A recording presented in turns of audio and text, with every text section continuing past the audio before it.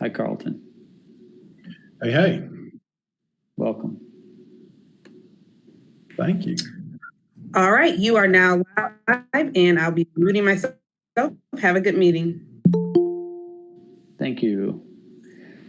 Well, it's 4 p.m. and I'd like to call this meeting to order. Good afternoon. I'm Chair Darren Green, and I would like to welcome you to the August 13th, 2020 Asheville Area River Redevelopment Commission meeting. The purpose of the AARRC is to recommend to the city and county an overall policy for the continued development and sustainability of the regional riverfront. The commission provides recommendations to the city and county for effective management of the public resources for the districts and actively pursues and assists private sector investments in the districts. The commission is made up of 13 members representing the city of Asheville, the Council of Independent Business Owners, Riverlink, Asheville City Council, Buncombe County Commission, and the town of Woodfin. Our committees consist of planning and design review, networking and river economy, as well as transportation and mobility. All commission members and staff, are participating virtually. We appreciate your patience as we work through committee meetings a bit differently. Pursuant to North Carolina General Statute 166A-1924F, this will be a remote meeting which the public can access by any of the following means. We are streaming live on our virtual engagement hub, which is accessible through the virtual engagement hub link on the front page of the city website and also linked on the committee page. We also have an option for the public to listen by phone by calling 855-925-2801. The meeting code number is 4602 for callers to call in and listen. Send comments by email to Riverfront Commission, August 13th, August 13 at publicinput.com, Riverfront Commission, August 13 at publicinput.com. For those of you out there with us today, welcome. To begin the meeting, I'd like to welcome two new members, Samantha Cole and Buck Bragg. Can each of you take a minute to let our commission and the public know a bit about yourself? Samantha, let's start with you.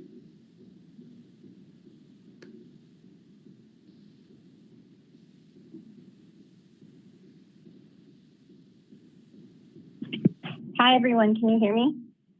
Yes. Hi. Yeah. So I'm Samantha Cole. Thank you all for having me here. I work with the Asheville Area Chamber of Commerce. I've been employed with them for a little over a year now, and I come here from some background in state government. You've been muted. Can you hear me now? Yes. Okay. Yeah, so I have been in Asheville for a little over a year. I focus on public policy primarily in my work with the chamber, but I have also recently moved a good portion of my time over to a new project called Inclusive Hiring Partners. We just sent a release out announcing the project recently. I'm going to be serving as a workforce engagement manager with that team and essentially working with employers to make sure that there are safe and equity-focused workplaces for folks to enter and go through our career connection program to get career ladder employment with. But other than that, I'm very happy to be here. Thank you. Thank you. We're happy to have you here. And Buck, can you tell us about yourself? Thank you. Great, thanks. My wife and I live downtown in the Grove Arcade. We've been here about 10 years. We moved here from Central Illinois. I spent my working career basically as a corporate lawyer for State Farm Insurance and their home offices in Bloomington, Illinois. Since being here, I've spent a lot of time on the board of Jangle Gardens, working closely with the Sierra Club, and then most recently, in the last several years, with Riverlink, where I was the chair last year. So I'm immediate past chair, executive committee for Riverlink, and has spent a lot of time down in the River Arts District and walking around the river, and I'm very interested in the work that your commission does. Thanks. Thank you, Buck. And so Buck represents a seat by Riverlink, and Samantha represents a seat for the city of Asheville. All right. I will now go through and introduce all the commission members who are participating virtually. Please make sure to mute your microphone if you're not speaking. When you have a question or would like to speak, unmute your microphone. Please remember to mute your phone after you are done speaking. Commission members, as I call your name, please say a quick hello. Vice Chairman David Brown.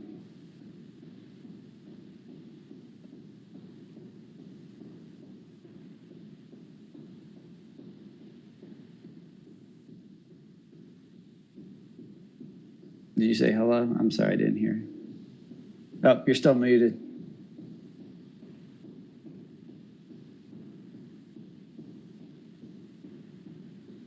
Can you hear me now? I got you. I'm here. Thank you. Commissioner Whitesides? Not present. Christy Quinn? Hello. Hello. Buck Bragg? Present. Joseph Ransmeyer? I'm here. Tim Schaller?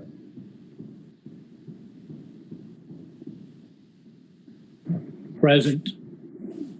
Jane Matthews? I'm here. Good evening to all. Carlton Collins? Here. Jeremy Goldstein? Here. Wendy Whitson?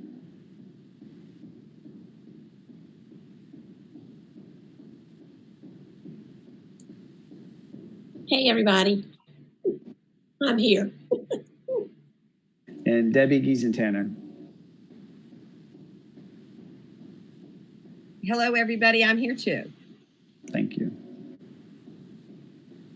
To help our audience follow along, I'll state each section of the agenda aloud and do a vocal roll call for each vote. Additionally, I ask that committee or commission members raise your hand to speak and I will call upon you. All right, we're going to have the first administrative item is the consideration to approve the minutes from our last meeting, which was 6 months ago, February 2020. Did everyone have a chance to review the minutes from our meeting? Are there any changes or additions that anybody would like to make?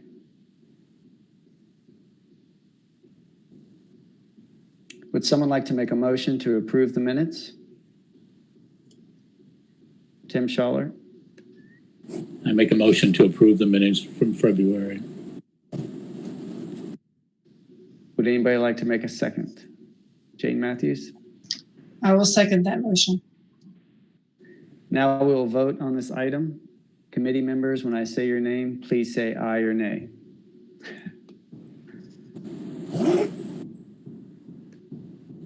Steph, do I call myself? You can let everyone know how you vote at the beginning or the end. Okay. Darren Green, aye. David Brown? Aye. Christy Quinn?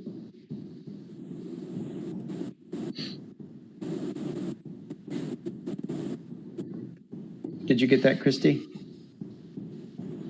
We'll come back to Christy. Buck Bragg? Aye. Joe Ransmeyer? Aye. Tim Schaller? Aye. Jane Matthews? Aye. Carlton Collins? Aye. Jeremy Goldstein? Aye. Wendy Whitson? Aye. Debbie Giesentaner? Aye. Christy Quinn? Aye. Got it. Okay. We've approved the minutes. We're moving into new business.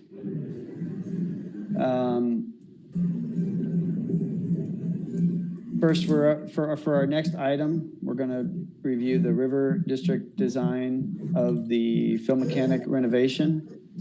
I'm going to ask City Asheville planner Sasha Vertunsky to provide a staff overview of the project. Commissioners, if you'd like to ask questions during this presentation by Sasha, please raise your hand and she can call on you. Thank you. Thank you, Chair Green. I'm going to share my screen real quick. I just realized I was looking at your agenda and I'm sorry. There was the link to these materials was the link to the first set of materials that were submitted and not the second set. And Jeff Dalton is going to go through these materials in detail, but just so you know, he did provide additional information in these drawings. And it's not letting me. So they are here, and I was able to zoom in a second ago, but in the meeting it's not letting me. But basically, I just wanted to let you know these are here. I did provide you with a staff report, and I'm not going to go through it in detail, but basically the Design Review Committee met on July 23rd. We went through this project, and it's a 20,000 square foot building, the Phil Mechanic building. Most of you are probably familiar with that building. This is a renovation of that building, adding windows and adding a clear story structure, expanding the roof of the top floor. Again, Jeff Dalton will go through all this, but the report outlines how it meets the different areas of the design guidelines, and the committee will report after Jeff presents, but they did vote in favor of this project. So I'm going to keep my part very short, and I will stop there, actually, and I will turn it over to Jeff Dalton.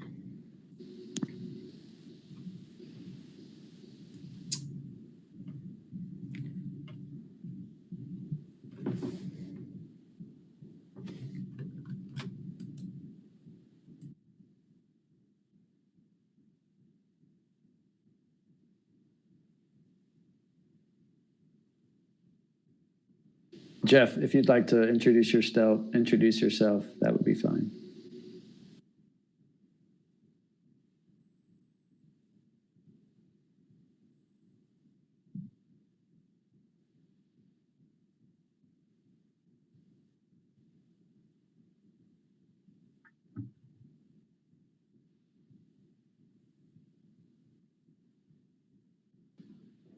Jeff's muted.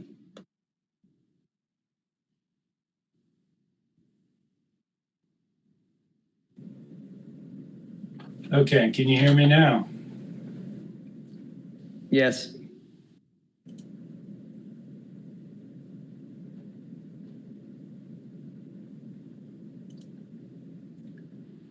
All right. Can you see my screen?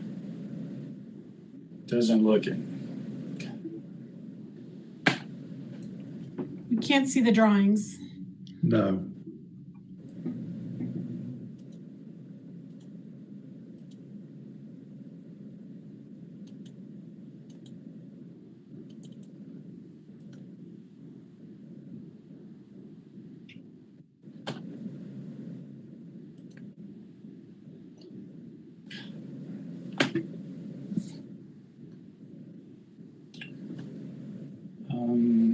Now it's good.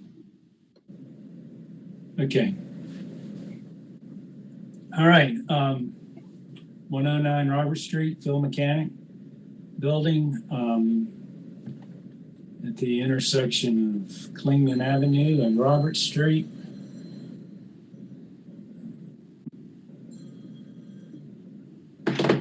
The project is we're going to renovate the building, do some upfits to the brick, the windows, general refurbishment of the exterior envelope, and create a mixed-use building with artist studios and gallery on the ground floor, a restaurant on the second and third floor, second and fourth floors. Third floor is storage and restrooms. And on the fifth floor, the top floor is where we're looking to create an event space and remove some columns and raise the roof and create a clear story window. And that upper level, that's a night view. This is the daytime view. We're looking to create a outdoor dining terrace on the southeast corner. As you can see, it's behind that existing guardrail. Here are the photographs of the building, context, demolition drawings. There's not a lot in the building to take out, so we're doing minimal demolition. One thing that I've just noted here that's not correct is it says we're infilling the floor at the existing elevator. Our goal is to keep the existing elevator and reuse it if at all possible. We're also adding a new elevator along Robert Street. These are demolition elevations, and you can see where we're enlarging some openings on the north side and the south side. One thing that came up with the design committee, there was a discrepancy on this Payne's Way side about a garage door, and we clarified that that garage door is actually built out from the building, which is kind of odd, but we are removing that and going back. There's a window behind that garage door and an existing door, so that's updated from the previous set of drawings, and this opening is also updated from the previous set of drawings. Starting at the lower level, this is Payne's Way side. Payne's Way level on the left is Payne's Way, on the right is Robert Street, which is below grade at this point. Existing elevator that we're going to reuse, a new stair in this corner, southeast corner, and new elevator, and also a new stair in the northeast corner. Second floor is restaurant with a terrace on the north side.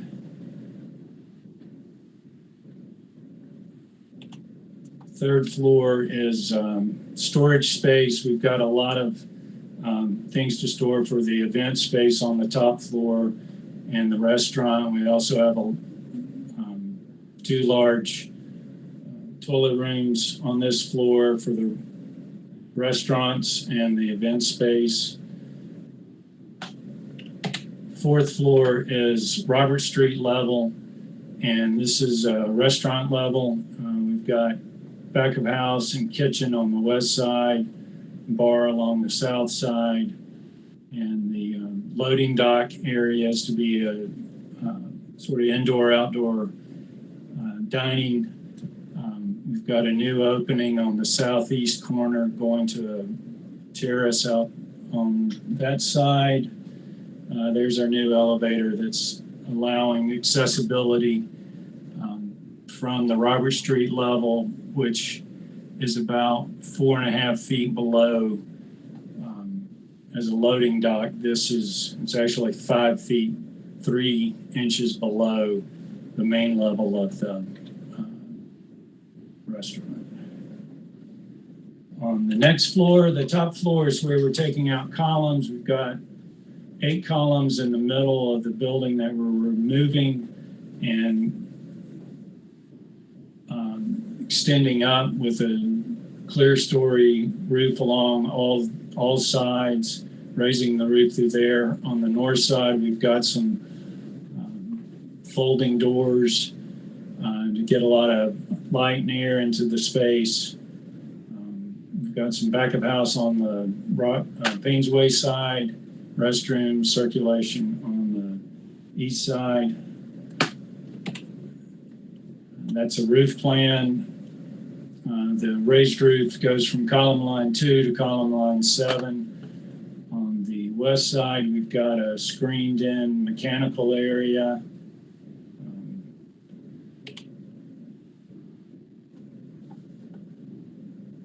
Some exterior elevations. This is Payne's Way side. We're going to refurbish all the windows, and those that are beyond repair or new openings are going to get an aluminum replica steel window. We've got cut sheets in the package also. This is the Robert Street elevation. You can see the clear story beyond. This is an abstraction. When one is on the sidewalk on Robert Street across the street, you won't see the view angle that is such that you won't see the clear story from that side. There's an existing sign along Roberts. We are looking to rework that sign. We don't have it all figured out yet, but we do want to incorporate the Phil Mechanic logo and name and pay homage to them for all the difference they've made in the river district. And that's also going to be on the south side, where we have this gray band indicates the existing sign through there. This is the new entrance into the restaurant on the southeast side. We've got a terrace, little retaining wall, a new retaining wall, and then the existing retaining wall. Those are both new and existing cast in place concrete. You can see the mechanical screen up high.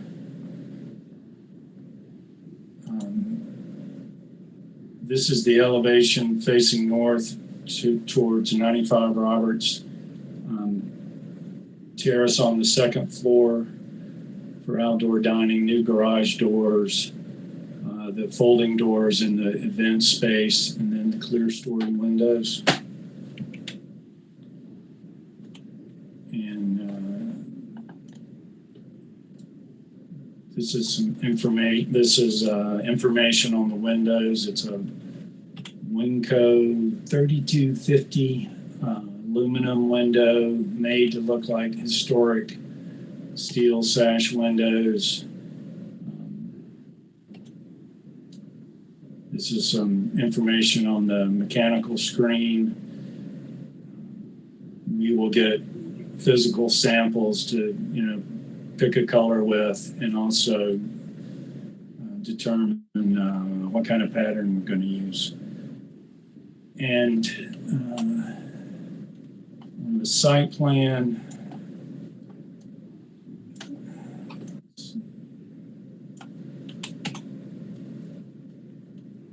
these are the existing conditions. We're looking to rebuild the sidewalk along Robert Street, remove the asphalt driveway that's going into the loading dock.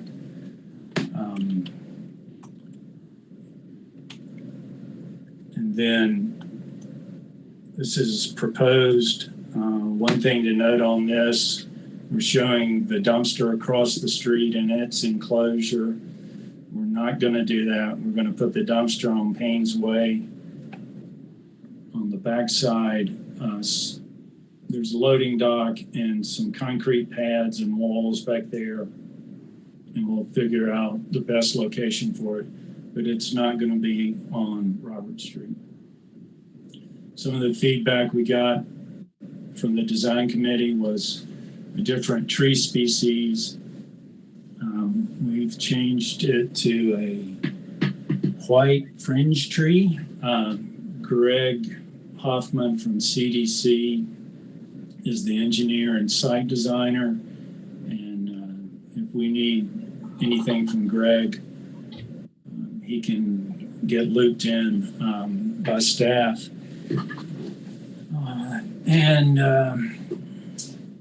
We've got the dining area shown on the south side. And that's pretty much it. There are details in the submittal. very fascinating curb gutter details, some specs for ground stabilization. If anyone's suffering from insomnia, this is a good fix right here. You can read that. And that is our presentation.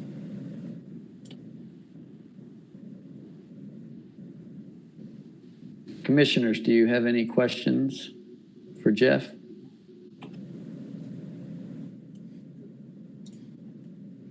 Mr. Chairman, David Brown. Jeff, just wondered what the capacity is for the event space and your parking requirements there, if there are any. Okay, we've got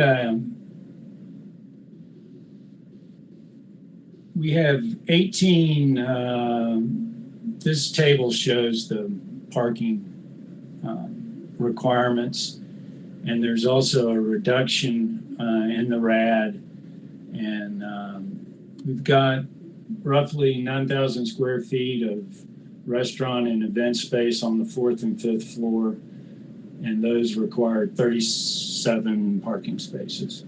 And I think William Norris is on this call. William is the developer, and he can, or Greg, either one can, or Jay Lurie even, can talk about the parking.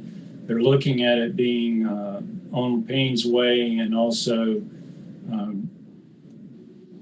on remote parking along Robert Street.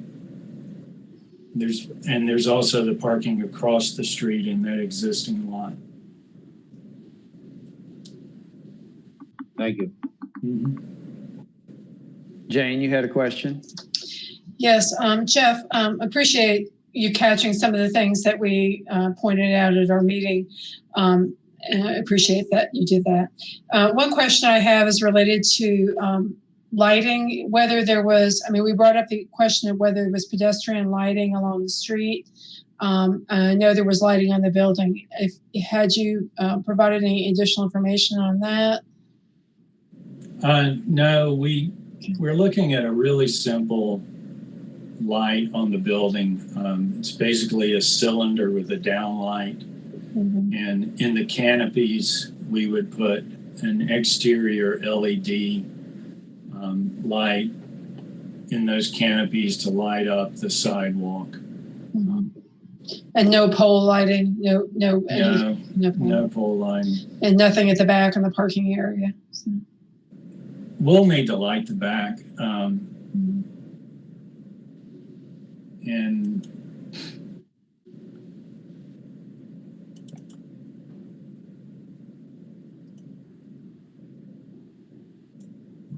we're showing those lights up high. We're going to need lights on the back side, and just haven't gotten into those details yet.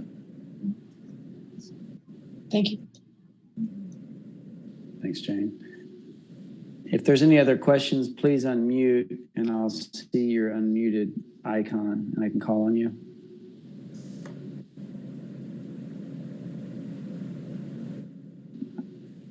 All right. So Jane, has the Darren, looks like Samantha has a question for you. Sorry. Okay. And maybe Tim. Samantha and Tim. Okay. Samantha, go ahead, and then Tim. Thank you.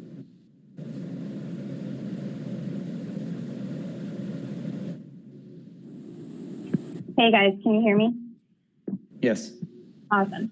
I just had a quick question for you, Jeff, or possibly the developer. Could you talk to us a little bit about ADA accessibility and other accessibility for,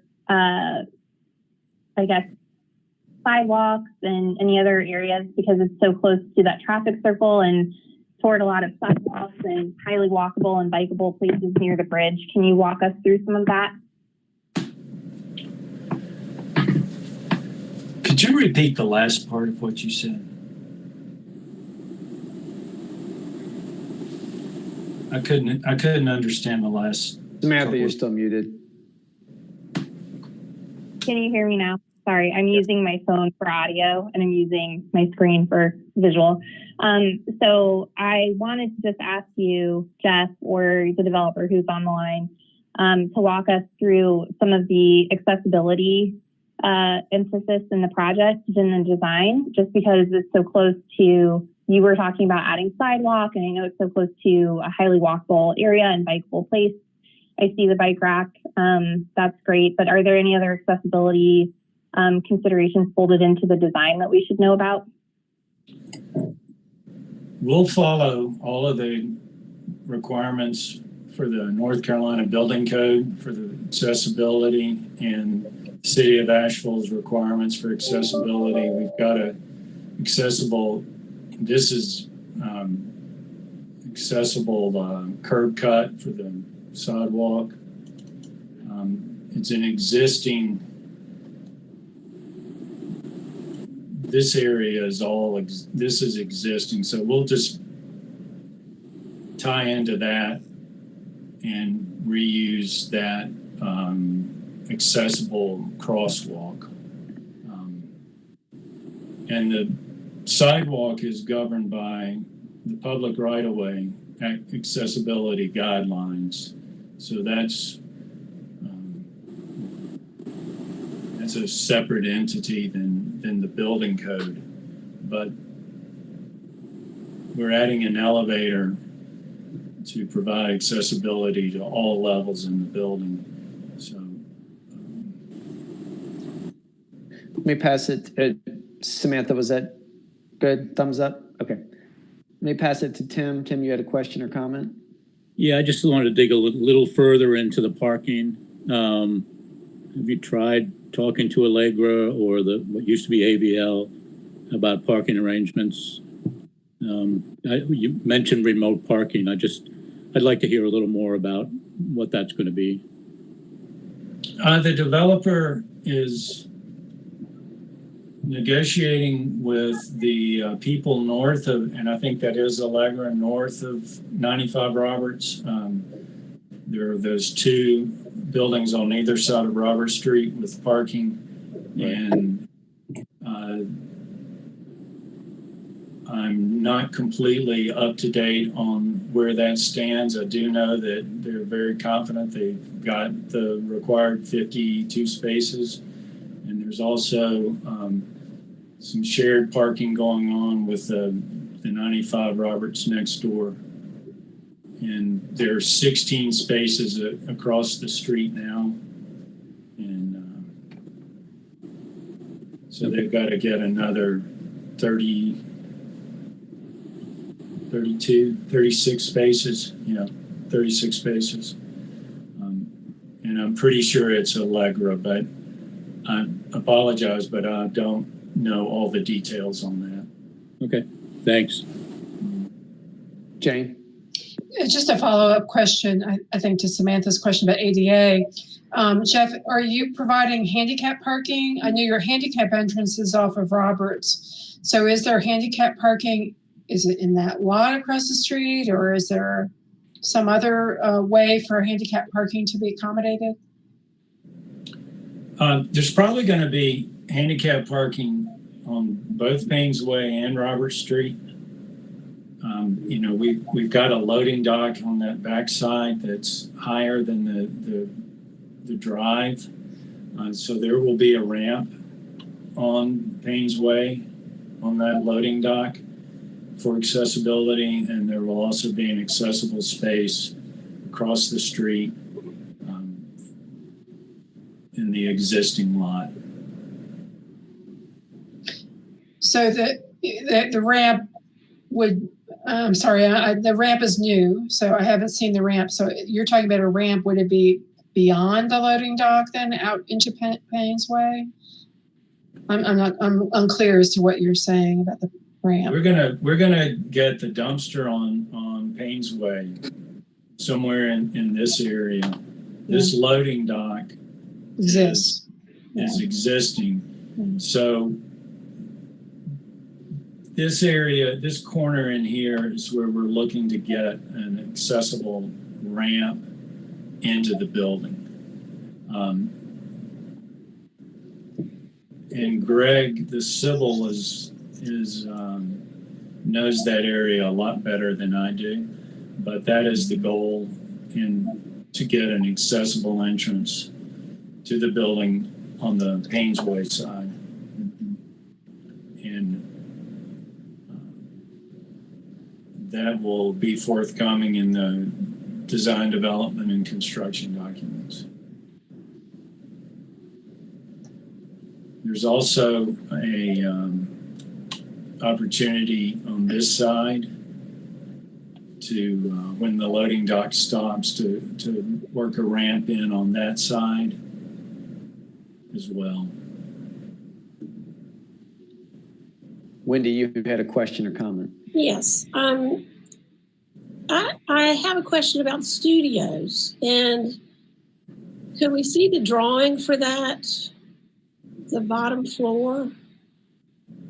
I'm wondering how many there are, and I know currently it's very dark on that side of the building. I've got friends that moved out of there, and so are there windows going in for those spaces? How many spaces? How large are the spaces?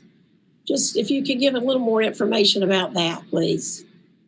Okay, right now it's 3,400 square feet, or excuse me, 3,042 square feet of artist studio and retail gallery.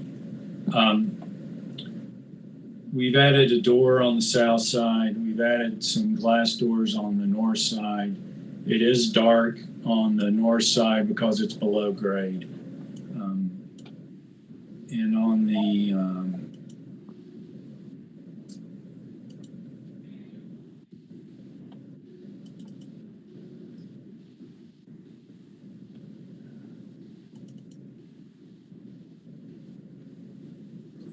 so we've also on the south side, we've made larger window openings along that concrete terrace. So that's going to get a lot more light in also. I don't know how they're going to divide that 3,000 square feet. I think a lot of that's going to just depend on what people are looking for, and they're just looking to, the developers want to be flexible and be able to provide what the market's looking for. And all of that will get worked out as things move along, and what the right combination of artist space and maker space is, I don't know at the moment. Well, I'm really happy to see that that's included in the building. I am too. We are too. They definitely want to keep that in the building. Thank you. You're welcome. Mr. Norris, would you like to speak? I noticed that your mic was off and on. Would you like a chance to speak? No, I'm good. Jeff did a great job of representing us in our project.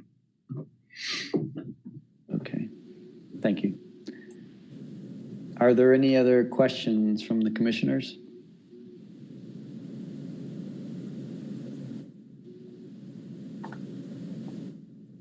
Okay. So Jane, as the committee chair for the Planning and Design Review Committee, would you like to comment? Sure.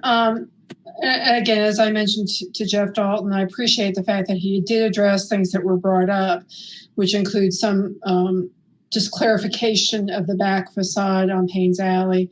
We had old photographs in our design documents that showed a garage door. And great to hear that there's a window that he's going to be able to save behind that. There was concern about the dumpster. There was concern about additional information about lighting, which I'll come back to. And the information about the screening, the windows. I noticed in our minutes, it sort of dropped a sentence, but and Jeff pointed out at our meeting, they're using a window replacement window when they need to. that's looks like an old steel window. It's aluminum, but it's what we used at 14 Riverside. If you want to use an example, if you've been in that building. And the staff would have to tell me what it's actually called now, but I called it 14 Riverside. And the reduction in the tree height, and looking at the drawing, it says 15 to 20 feet tall. I think that will clear the power line. I hope it will. That was our concern, was that the trees, even though it came from the list of riparian recommended trees, originally the species that was selected at the time, and I apologize, I don't remember the exact species, was something that grew to a high height. And we felt that it was better to be proactive, change it now than to have it hacked away by the power company. So I'm glad to see all that. The recommendation was to approve with, some items to be reviewed by staff, some of which have come back already in this presentation. I guess the only thing I would say is someone on the Riverfront Design Review is that the ramp was something we did not know about. And I would say that if we made a motion and it was a favorable motion to approve, which I would recommend, that it would include a review maybe of the ramp and the final dumpster location and any lighting, building lighting, just what it looks like by staff with any assistance from the design review committee that the staff needs, but that those items just come back for a review informally before implementation. So, and I realize he's working on that. So, but we didn't review it. So those are the only things I have to say. But I'm happy to answer any questions. The response was favorable. It was a unanimous decision to approve with, again, some recommendations, some of which have been taken care of. So. Okay, thank you. Ashley, did we receive any public comment on this item?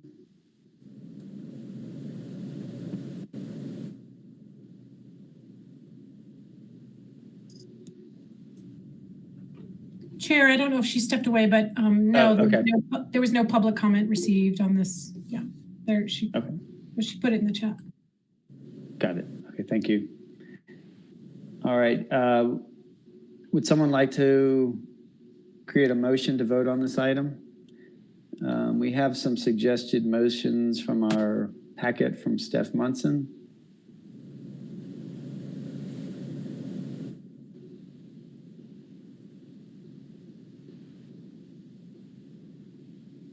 Oh, Jane, you're muted. I don't have those motions, but I'm happy to make a motion. I'm sorry, I don't have anything that showed that. But I would make a motion to recommend approval of this project based on review by the Design Review Committee of the Planning and Design Review Committee of the AARC and the AARC Commission, and to ask that the architect developer bring back to staff just for informal review the items I previously mentioned, dumpster, ramp, and the lighting, just for final check, make sure we're on track. So this is Carlton. I'll be glad to second. Thank you, Carlton. Did city staff, did you get that motion? Yes, we got it. We're recording the meeting, so we'll get it. Oh. All right. So at this time, I'm going to call each name individually, and I'll need an aye or a nay on that. Darren Green, aye. David Brown, aye. Christy Quinn, Aye. Buck Bragg, Aye. Joe Ransmeyer, Aye. Tim Schaller, Aye. Jane Matthews, Aye. Carlton Collins, Aye. Jeremy Goldstein, Aye. Wendy Whitson, Aye. Debbie Giesentanner, Aye. and we're missing one. We got Samantha Coles.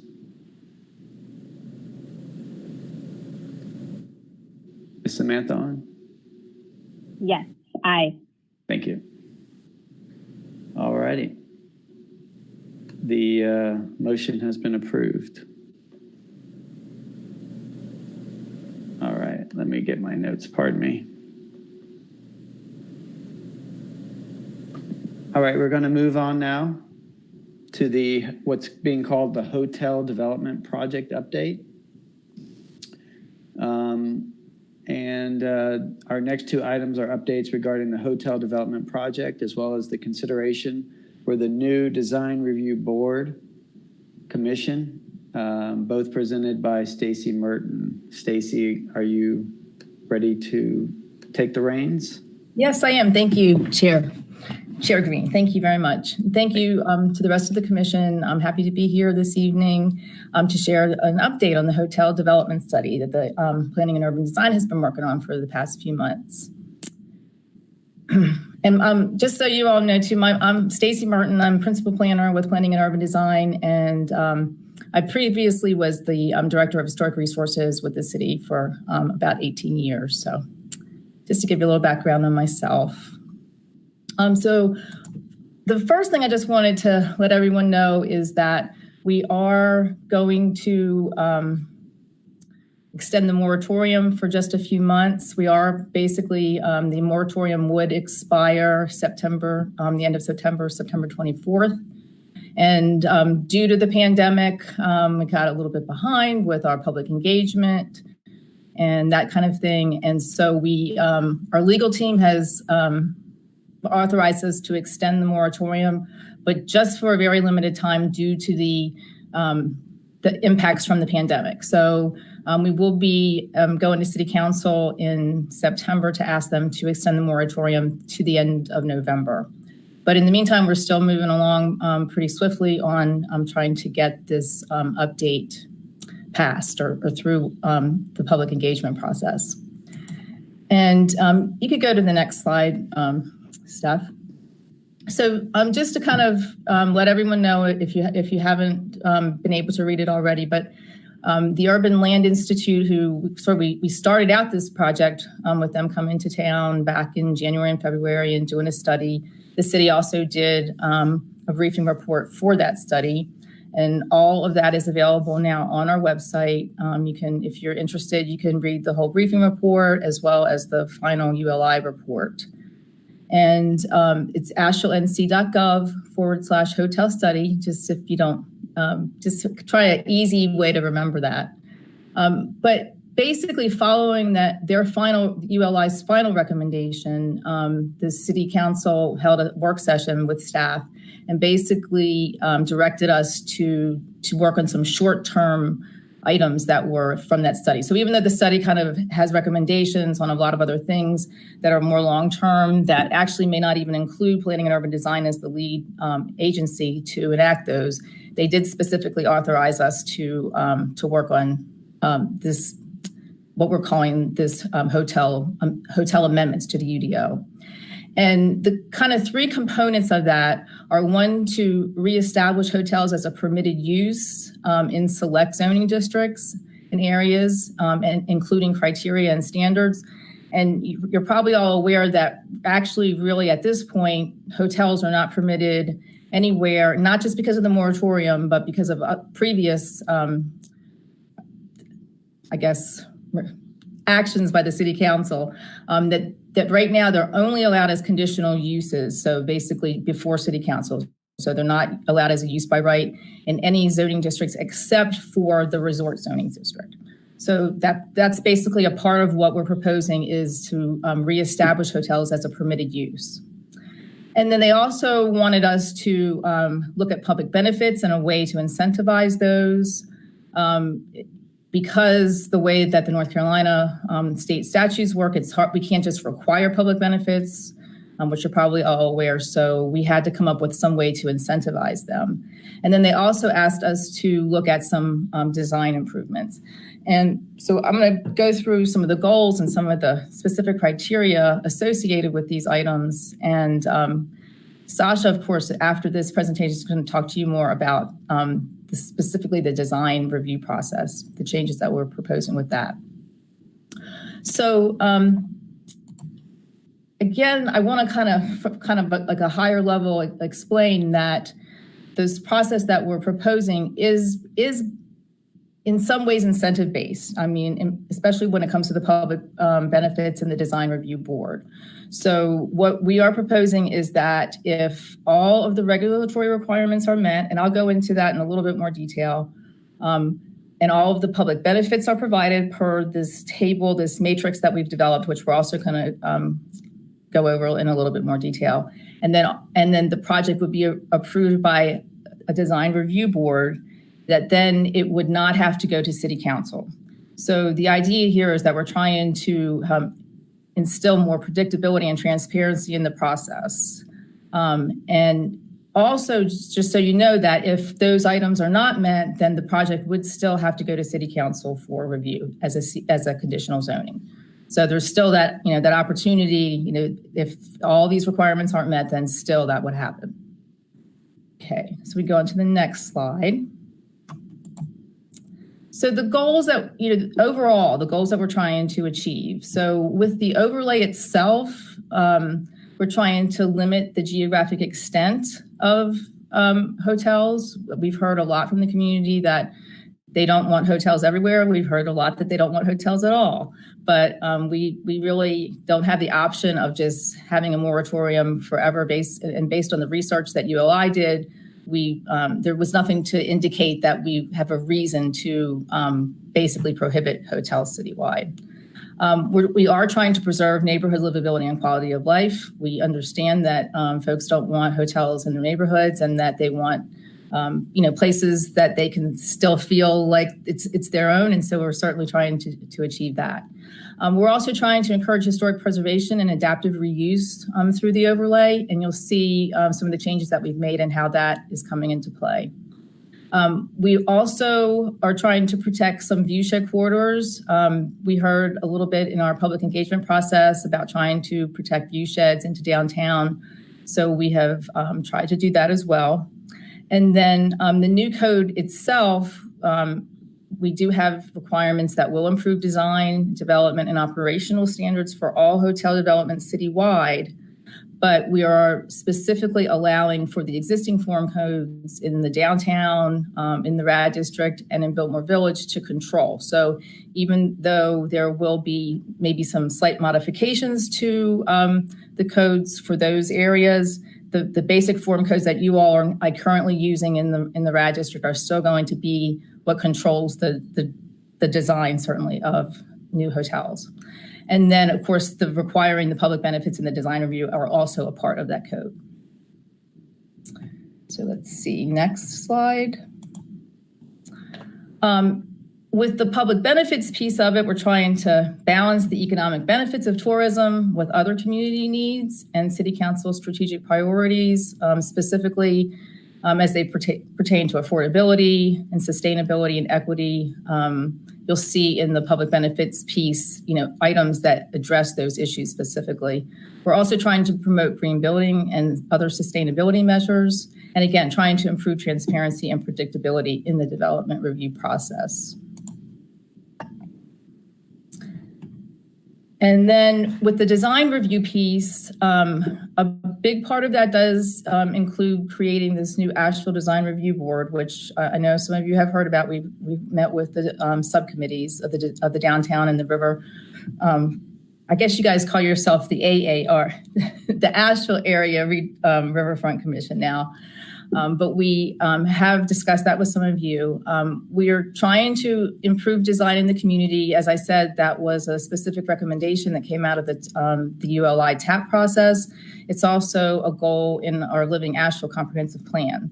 And so we really are trying to elevate the importance of great architecture in the city. And we are also trying to formalize the design review process a little bit more. You all do a great job with design review. It was, I actually saw the Phil Mechanic and some of the other things that you've done. I've actually done design review myself with the Riverfront Commission a long, long time ago. But I think that overall we're trying to elevate and formalize the design review process. And also provide a resource to the development community in general about design, and help to maybe improve maybe what we're hoping that by enacting this process, there will be more focus on design and maybe a better opportunity for your guidelines to be updated. And we also think that it will help to save public resources, including staff time. And so the overlay itself is basically divided into two zones, Zones A and Zone B. The small, or the orange areas on the map, which hopefully some of you have seen the map already, would allow for small hotels. And these are the areas where we've primarily focused on the downtown historic district, the Biltmore Village district, and the historic district and the River Arts district, trying to, again, encourage adaptive reuse in those areas. Initially, we had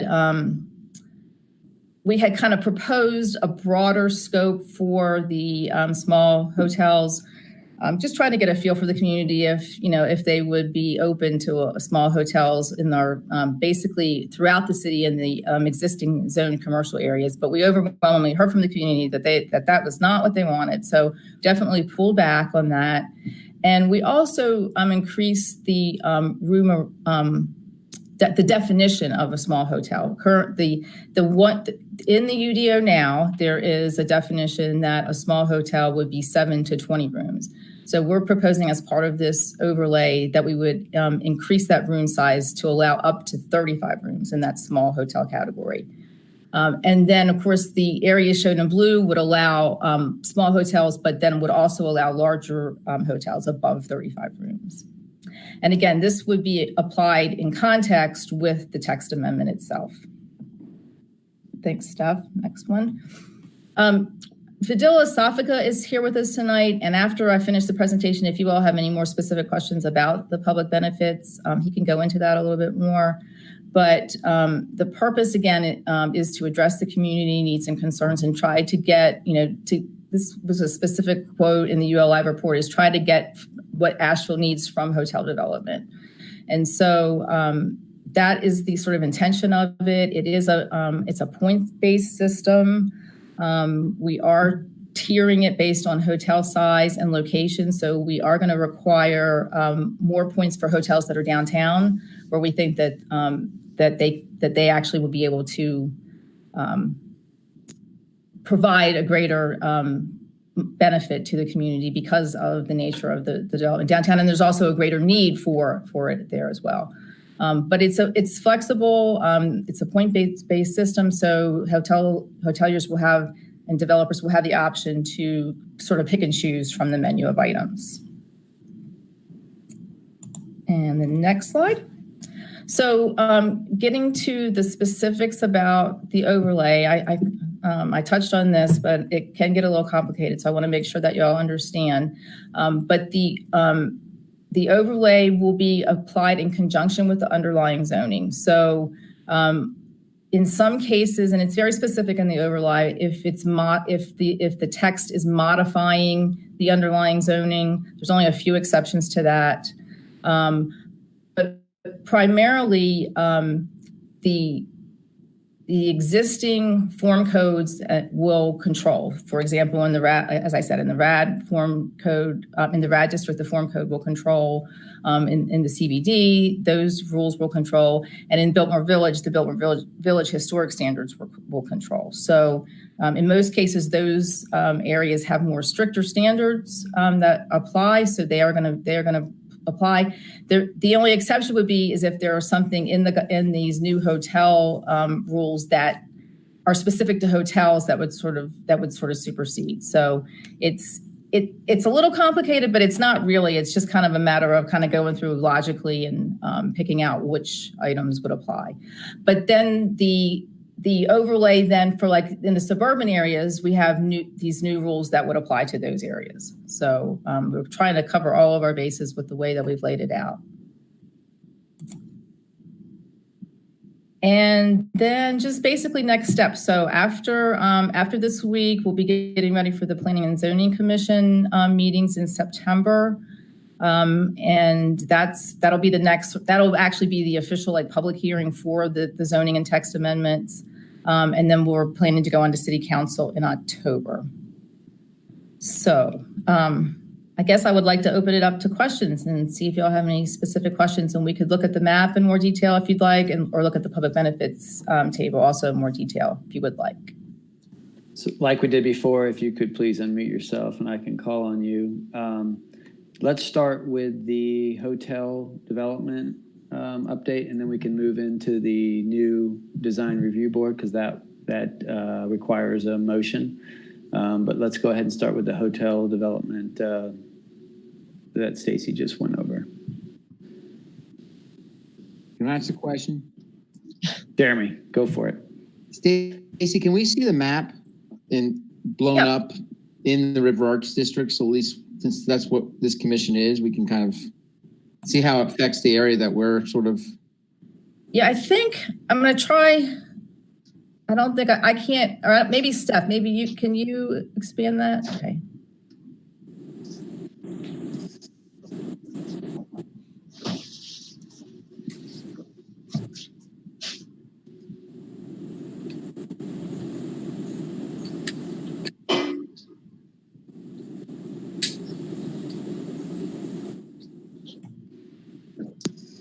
There's specific. So, and I guess I should also say that we did meet with a focus group of folks in the RAD and got their specific input to help out with this. So, just so you know that their input did go into where we are now with this map. And we, again, we're continuing to tweak it. We hope to not make any major changes at this point, but we're definitely open to tweaking this map as necessary. And Stephanie, could you turn on at the bottom of that layer list is the local or the National Historic District layer?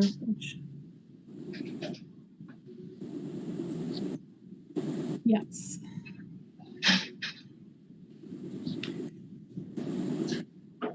Jeremy, did you have any follow-ups? No, I just thought it'd be nice for us to see exactly what's going on in the area that we're sort of in charge of. Okay. Jane, then Tim.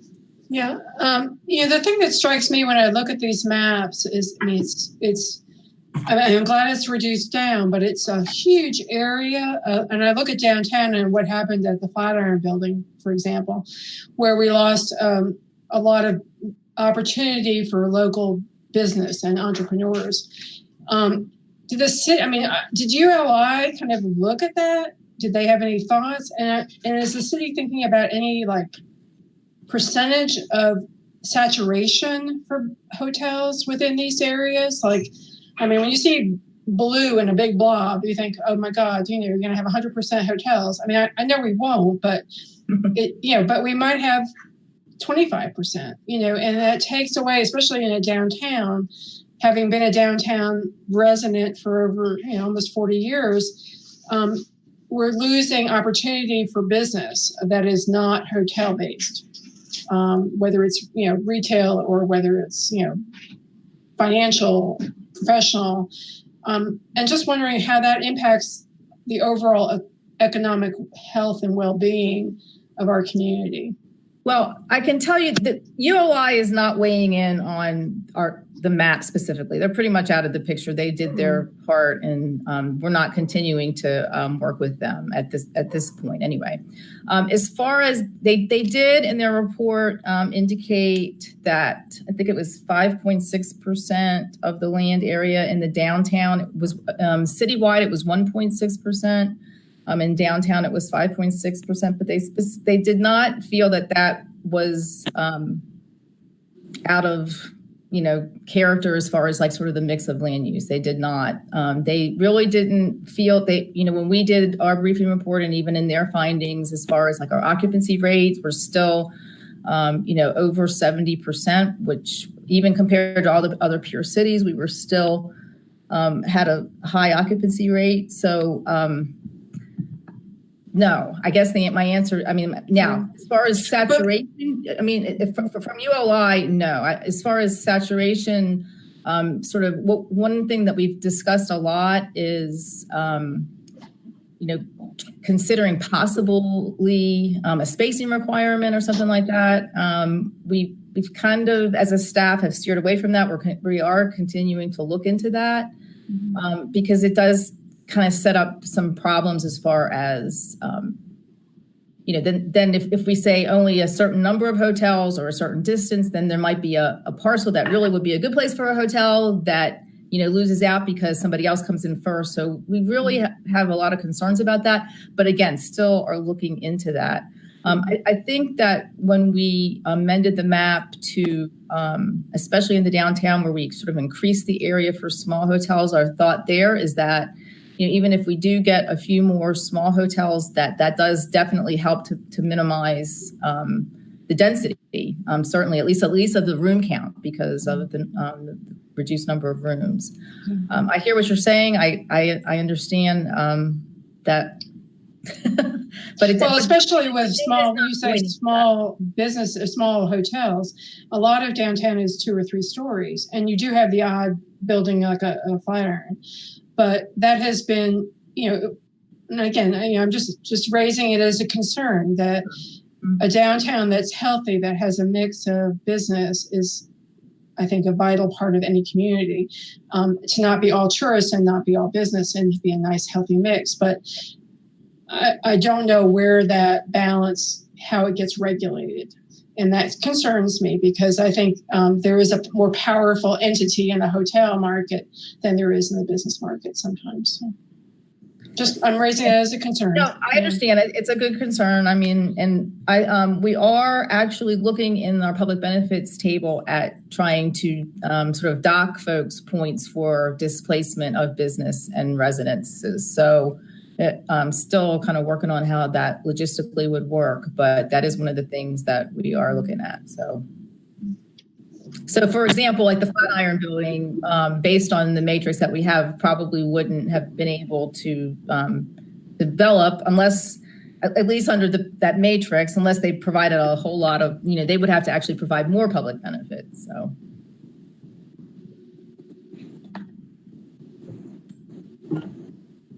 Jane, do you have any further questions, comments? No, it's a dilemma. I mean, it's a dilemma. We're at a crossroads, and I appreciate staff looking at it, but it's, having watched what's happened, I'm very concerned that there needs to be regulatory control that's greater than we're proposing. That's my concern. So.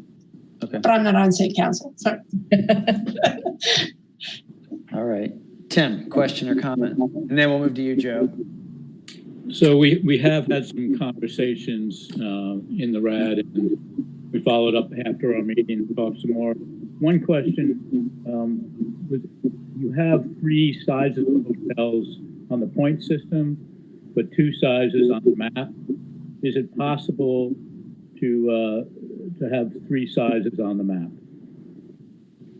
Well, anything's possible.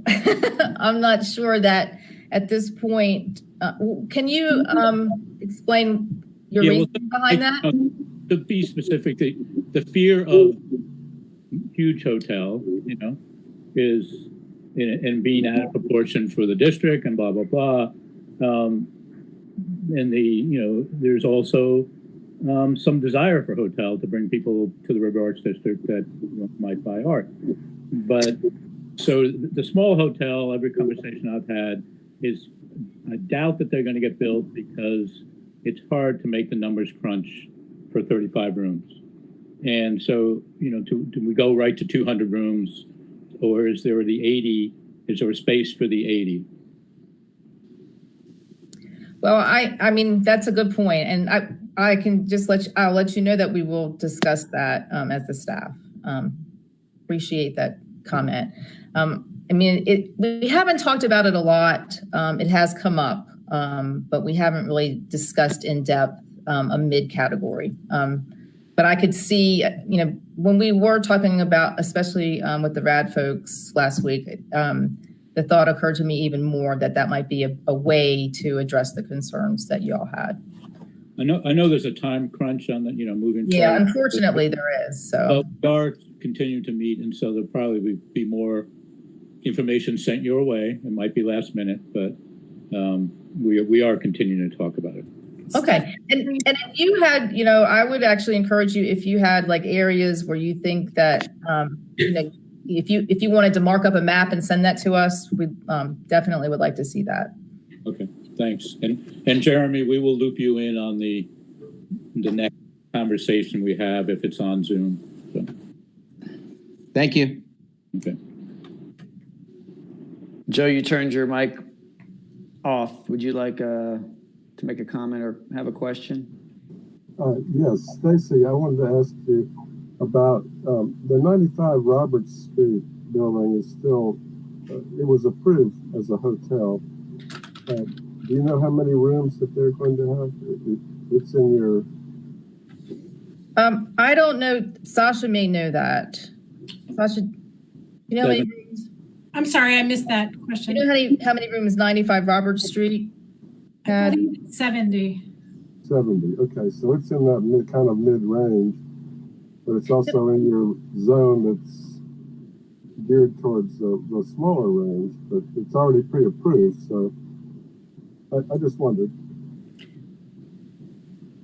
And I will say, right, it was.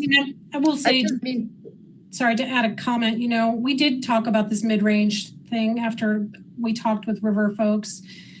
And from my point of view, frankly, if you go out East Tunnel Road and you see that Glow Hotel, that's around 80 rooms. And so it might sound small, and it's small in the industry for sure. But for a neighborhood, it doesn't feel small. So it can be what is small and medium gets very subjective to different people. And I know that Charleston, they said, their kind of medium, small category is 50 rooms and less. So it is place specific, and it does affect the neighbors. And I think that's the biggest question. And actually, I don't think, what is the biggest hotel I think we have, Vidal, you might remember this, but is like 135 rooms, isn't it? The Cambria. So most of the hotels actually, I'm sorry, what? I don't remember. Okay. But I think most of the hotels in Asheville are really, we might think that they're big, and they do look big, but to hotel standards, they're really not that big. But to get to your point, Tim, and to Sasha's point as well, that what kind of looks to be, what we think of as a big hotel is maybe 70 or 80 rooms. So, anyway, just kind of some information for you to have as we discuss this more. Wendy, did you have a question or comment? Yeah, I just was curious about the survey results. Are they posted somewhere, or have y'all looked at all of the the statements and ideas and thoughts people had? And we have looked at them. We are in the process of doing some more detailed analysis. And we are actually, one of the things that we're probably going to be doing is posting a map, like a pin map, with all the comments that people had. But yes, I think all three of us, Dilla, Sasha, and I, got an email every time there was a comment. So, and there were lots and lots of them. So I can't say I read every single one, but I certainly read a lot of them. But we will be doing some further analysis on that. We just have not had a chance. The survey just ended over last weekend, and we have not had a chance to do any in-depth analysis yet. But we had been monitoring the comments, through the month, and that was what led us to make a lot of the changes on the map that we made. I think to Jane's point, and thank you for that, Stacy, but we're in the district, the artists are a little bit concerned that, and don't get me wrong, I think things are looking really good down there. It's a very exciting time to be a part of the River Arts District as an artist. But we're just sort of concerned about other, bigger buildings coming in and displacing the businesses and the artists that basically created this neighborhood. There's just a lot of concern that we might get moved out. taxes go up, rents go up, that sort of thing. So it's very reassuring to hear Phil Mechanics including studios in the basement, but still, they're studios, and that's a great thing. I think many of us are worried about very large hotels, out-of-scale hotels along the riverfront, which is this fabulous greenway. And so I just kind of wanted to let that be known as well. There's a big block of blue all beside the river. I understand. I get it. And actually, I mean, honestly, we're definitely open to pulling that back if that's sort of the consensus, I think, especially of the folks that are down there. Right now we're really trying to balance, there's a lot of folks that don't necessarily have a problem with hotels. So we are trying to balance the two. So we'd like to hear from all of you on your thoughts about that. And we can still make amendments. So. And to back up a little what Stacy's saying, remember that in the River Arts District, you have a form-based code. So you're limited to the form and scale of that, which is basically about 5 stories. So, that's something we don't have in other places. Just to keep in mind, I think sometimes we think large hotel that you might be getting something, a tower, and that's not the case for sure in that location. Actually, it's 5 to 7 stories. So that's getting pretty high when you're a pedestrian or you're riding a bicycle. And there's this, I don't know, what is that, 78 foot, 90 foot building beside you. So I know that the apartment going up in the Step Stoneworks, it's a great design, and it feels like it feels good. And it's tall, but it's set back and it's broken up, and it feels very industrial. So again, we are, depending on our design review committees to help us with that as well. Right, and that's what I was just going to say. I'm not that familiar with your current guidelines, but my understanding would be is that those I shouldn't call them guidelines. That form code would actually, that is what is going to guide the design, and that was a whole public process to develop those. So you should have some reassurance that that the hotel would be at least designed according to those form codes. Thank you. Well, sure. Debbie. Oh, sorry, Joe. Debbie, I saw her hand. I'm sorry. Hey, Stacy. I had just a quick question. I'm assuming that the point system that you developed, the point system that makes each hotel present a lot of good to the community, that's going to be a big part of whether a hotel gets approved. Yes. And so, and is there still public comment allowed for that? Because it seems like because I agree with Jane, having all that blue filled with hotels scares me, and I think it would ruin the area. But I will say that if hotels were willing to put the money in and made big green spaces and all that other stuff to incorporate what's already there, then I could see maybe that would be helpful. So are you still working on that point system? Yes, we are still working on that point system. And we actually talked a little bit about that with the RAD folks last week. They were interested in having like a maintenance, requiring maintenance. That's going to be a little problematic. We do have like requirements for what we're calling neighborhood improvements. We haven't completely defined yet. So we can continue to look at that. But yes, that's sort of, if you will, it's at least the city would be getting something from each hotel that was approved as opposed to, nothing at right now. Obviously the projects have been going to city council, and, there's sort of the trading that goes on at city council, but, it's not clear cut. It's not clear cut for the developers. It's not clear cut for the community going forward. So the idea of having this public benefits table in place that everyone sees ahead of time would help, to resolve those conflicts. Sounds good. Okay. All right. Samantha, you had a question or comment? Yeah, Stacy, thank you for all of that. I wanted to see, you just touched on it.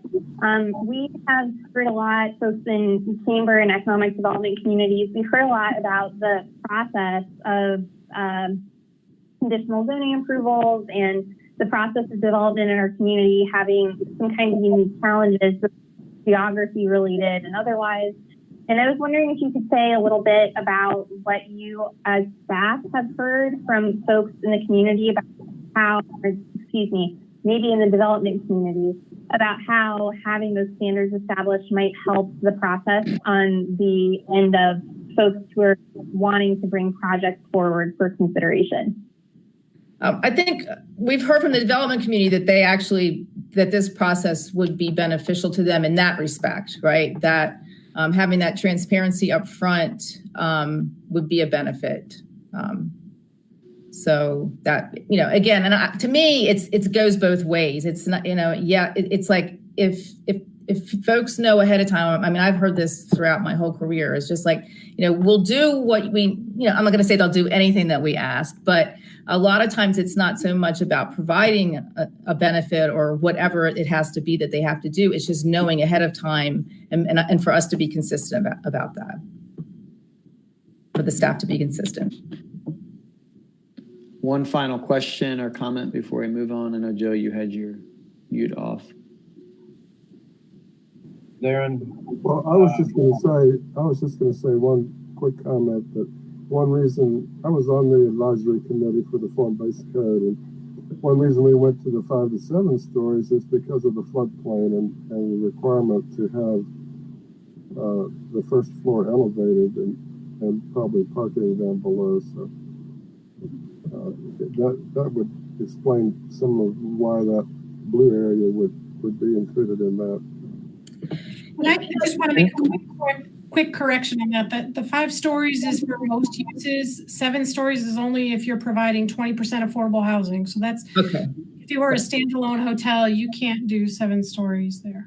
Okay. And that provision is only in the Rad River. Correct. Not in the others. Correct. The others are lower heights.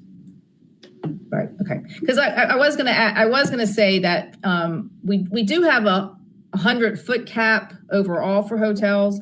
That is going to be more applicable in the downtown since your form code in the RAD is actually going to limit it more than that. So. One final question from Vice Chairman Brown. I just have some real concerns on this whole process. I mean, we haven't had a meeting in 7 months, and now we're getting ready to vote on new design review and hotel projects. As far as the hotel situation, I do not want to see the River Arts District turn into, as I said to somebody the other day, a strip of Las Vegas. I mean, I don't think that is what anybody wants to see. We've got a real diamond in the rough here. We need to take our time. We need to get things right. I don't know exactly how Charleston does what they do on their downtowns, but if you're going to be a Marriott hotel or a Hotel 6, you've got to go in there and adapt your designs to what the old town Charleston looks. We all know that. But we don't seem to haven't done that in the past. It's gotten away from us, and I'm just concerned that we're moving fast on this. I don't understand why City Council just extends a moratorium for 3 months, and then we got to rush into this. So I've got concerns. I understand. I appreciate that. It is a shame that we weren't able to come to you sooner to talk about this. And like I said, we just haven't gotten approval from the legal department to extend the moratorium much more than the 2 months. So, but there is still opportunity over the next couple of months to continue to look at this, and so it's not the end of the world. But I do think that that's getting back to what you said about Charleston, and they do have more strict design control.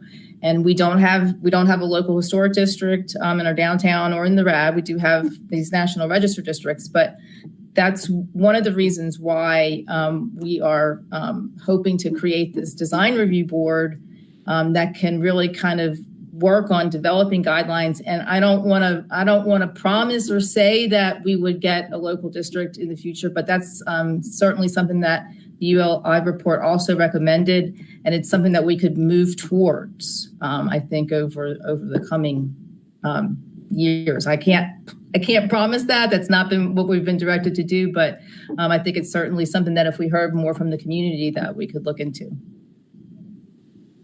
And partly how we've structured the overlay is anticipating the possibility of that in the future. David and the rest of the commissioners, I'm sure this discussion will continue, and we are planning on having a meeting next month, and the following months we're going to go back to our original monthly scheduled meetings to try to catch up for the last 6 months. So we'll definitely be meeting next month. We're going to move on. Sasha has some time constraints.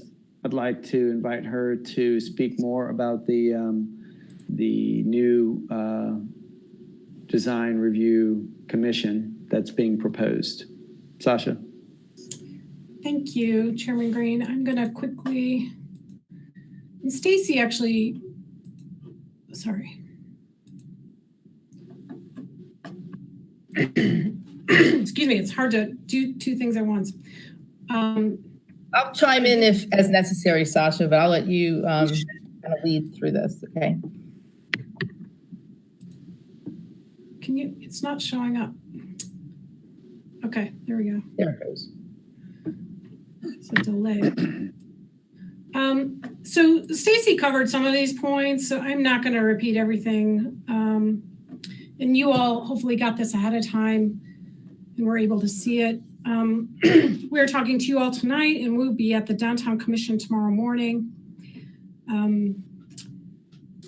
I will not go back over this since it's so fresh in your mind. As Stacy said, we're looking at this process for a number of reasons. We've actually been trying to improve design review process for the last 5 years. And I'm going to jump ahead. This is how it's currently structured. The Downtown Design Review Committee, when I first came back on board with city staff, was only 3 people from the commission. And we changed it to be closer mirrored to your structure and added 2 outside design professionals. And the Downtown Commission that committee really appreciated that, and it really improved the quality of feedback we were able to give. We've been told by local design folks that that committee is really helpful to them, and they really enjoy it. So really our goals, again, Stacy said some of these things, is we're trying to elevate the importance of design. People in Asheville, many of us move here. If you're not from here, many of us have moved here partly because it's such a beautiful place and has beautiful buildings, and people really value that. We're also trying to separate design review a little bit from these other issues that come up. The Downtown Commission has this come up a little bit more often. They do about 6 reviews a year, 6 to 7 reviews of fairly substantial projects every year. This board, you all aren't reviewing quite as many, maybe 1 or 2 a year, and maybe some years it's a little bit more. But oftentimes when projects are complicated and in a dense area, they get they can become fraught. So the design issues get mixed up with other social or economic issues. So when we were looking at this hotel ordinance, it seemed like here's an opportunity to improve design review. If we're trying to make design review as close to mandatory as possible, compliance, it's a chance for us to make it an even better process. So having a larger group of design folks, the majority would be design professionals, can increase that knowledge base that we offer to developers and able to be a little bit more critical and really delve into details of projects. And it also frees up the other commissions AARC and Downtown Commission to focus on your larger goals. So what we're thinking about, and we're taking feedback, but we are asking for some support tonight if you're comfortable moving forward. What we're looking at is maybe a 9-member board, majority of design professionals. There could be some community member seats, and maybe those are seats from the AARC or the Downtown Commission. We would like to take initially some of our current design review committee members and put them on that board because they're experienced and they know these districts.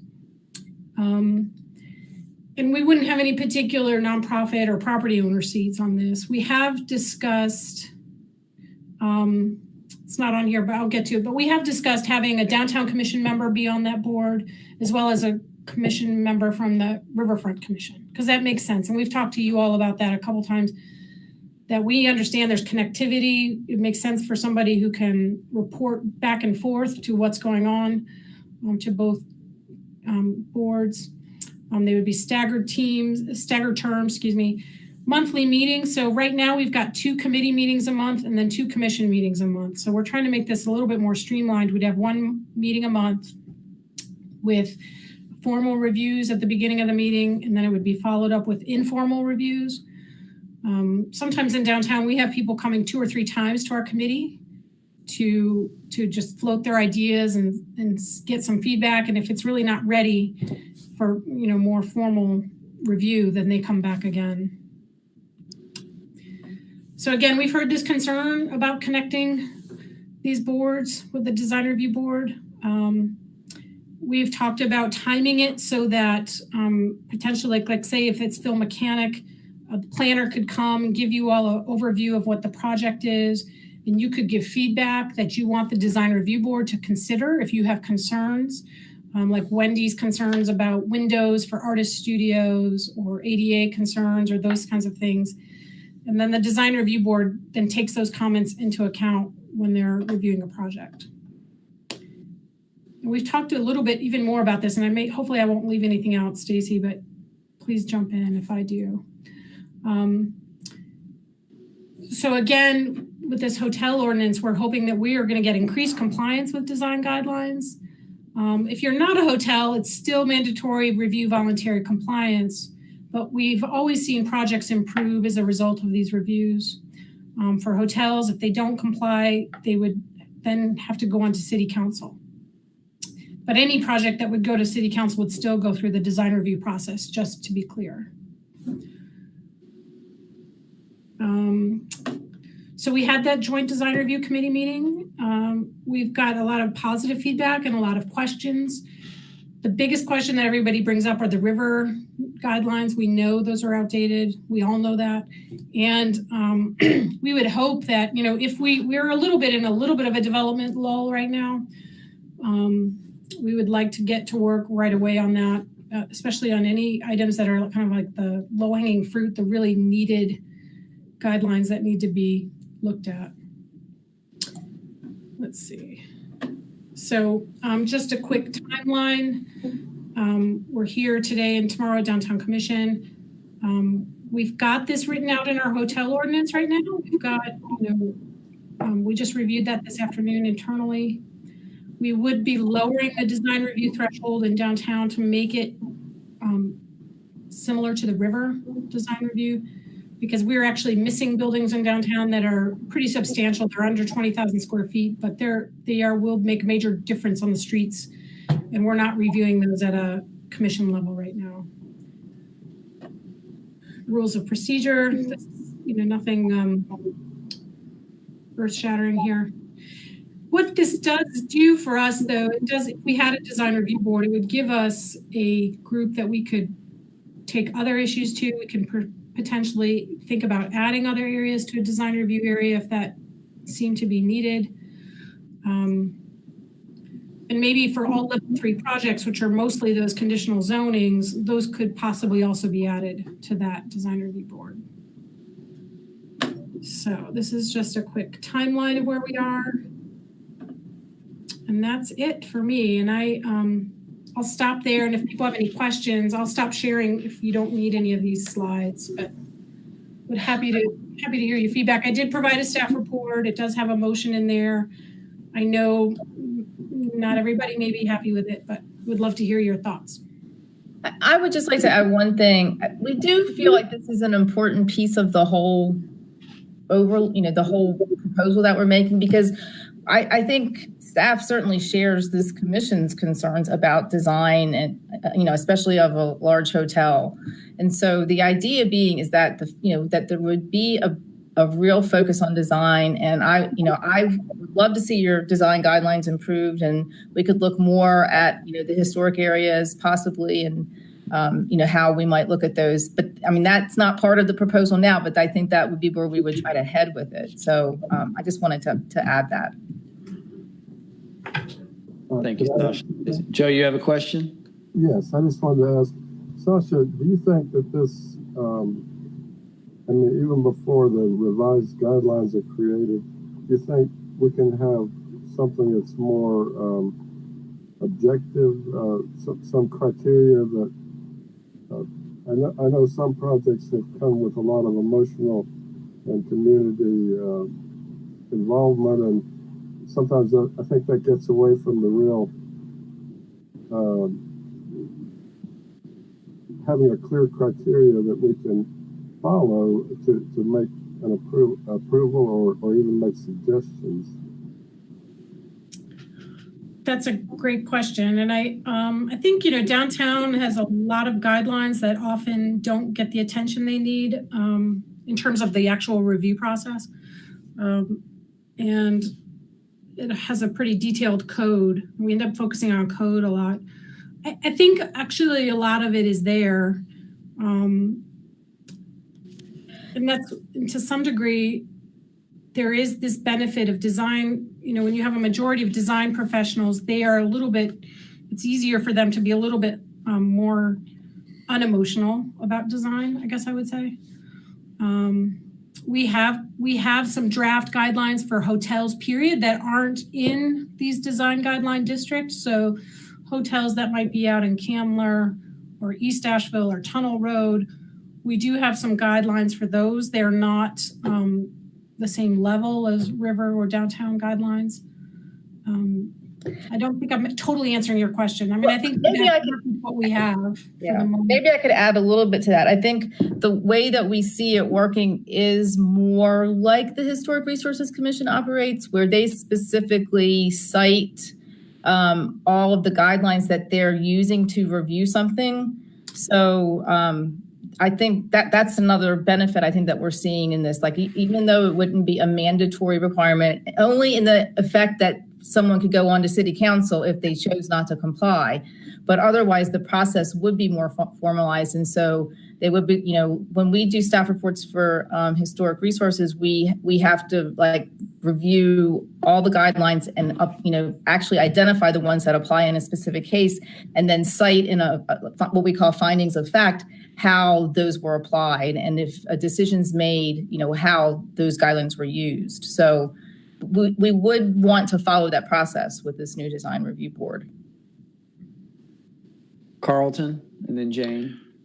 Yeah, I don't have a question, but just a comment. I just wanted to say I'm in favor of this big idea. I think it makes a lot of sense in terms of how it can streamline some processes, and obviously we need to have guidelines updated, but also allow for a good focus on design that's really disconnected from maybe some other broader issues surrounding any of the areas of town that we are going to consider this process for. I was on HRC a number of years ago, and I can concur with Stacy about that process. That's a very straightforward, clean way to perform design review when you're basing it on a set of finding of facts. And as long as you've got a clear sense of guidelines to work against, it's not necessarily easy, but it is a super way to do that. Design review is design review, and it's just a matter of simply navigating what the various guidelines may be between a downtown or other area like the riverfront on HRC, we had different guidelines for Biltmore Village than we did for Montford, than we did for Albemarle Park. And so, you just simply follow the game plan there and review accordingly. So it's not a difficult task to do, but I just wanted to offer my support of this idea. Thank you. Jane? I think, and I appreciate what Carlton said, but I think as a designer, as a design professional, I think design does impact a broader community. It doesn't impact our economic base. It does impact our societal patterns in the quality of our life. So I think that if we have connections to the vision of the riverfront or the vision of downtown, I think it's important that be maintained in some strong way, because the designer in me wants to represent the vision of the river, or the vision of a historic district, or the vision of downtown, whatever the role would be. And so I think that is important to know what is guiding the soul of your design. The second is, and as staff knows, I was involved in early design review when I was on the Planning and Zoning Commission back in the 90s. And I was the only design professional on the commission. And the commission was making the decision. I am very, very convinced that the design professionals, and I'm thinking a broad base, not just architects necessarily, but broad base of design professionals, be the design review board, and that it not be non-design professionals, because I think it takes away from the value of design, because you need to have an educated perspective from a design professional. That's why I was an advocate for landscape on our planning and design review, because there was that aspect being reviewed and we didn't have that component. So I think that to me, as a design professional, would be of the greatest benefit to give the community that gift. And we have a huge design community within Asheville. But I think, looking at more than just design, but like, Wendy talked about today, the impact of a space to the actual businesses that you want to flourish or want to incubate. And the final thing I'll say is, about the guidelines, my concern, and I'm not sure I'm hearing this right, that it sounds like we're just designing it ourselves, or the staff is putting something together, and whoever is this design review would be doing it in-house. I really, really think we need professional guidance to shape something, at least for the RAD, that is really sensitive to the history and the impact of environment on that area, more than we can do as individuals. I think being a part of it is important, but I don't think that necessarily needs to be done within the organization. And again, that's just my opinion, but just having worked with guidelines, and I wrote historic district guidelines. I know how it's done. It's better if you have professional guidance, professional help. So. Right. So so you're talking about the guidelines themselves, right? That's my last comment about guidelines for the RAD. Right. I don't think we've ruled out getting additional professional guidance on improving those guidelines. So. Yeah. Okay. That's good to hear, because I wasn't clear with what I was reading on the slides. It sounded like the new design committee was going to do that work with staff. Right. I'm not saying that I think that we would love to get professional guidance, but I think furthermore, no matter whether we get professional guidance or the staff and this new board works on it, we would continue to want input from you all as well. And that would be a part of the process. So, whether it was through a subcommittee or however we would set it up, we definitely want that. When you were talking, it reminded me of Biltmore Village, where we have a general development plan in addition to the guidelines that actually does help and guide our decision making. So I agree with you that bigger vision is important as just the building guidelines themselves. So that would still be important. Thank you. Thank you. Wendy, you had a question or comment?